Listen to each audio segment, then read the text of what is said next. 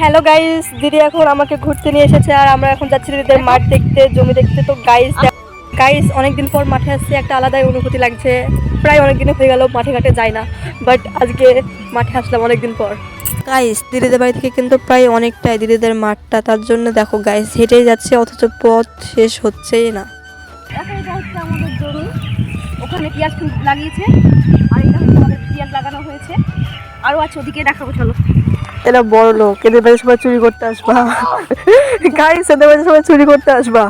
এই না গাইস দেখো দিদিদের পেঁয়াজ চুরি করে নিয়ে গেছে লোকে। তো দেখো অনেকগুলো তুলে নিয়েছে, দেখো এগুলো সব ফাঁকা হয়ে গেছে। মিমি হ্যালো গাইস করে দাও।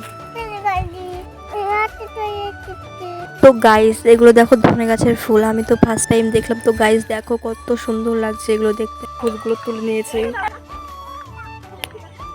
তো গাইস দেখো সূর্যটা অস্ত যাচ্ছে, তো ভীষণ সুন্দর লাগছে এটা দেখতে, তাই না?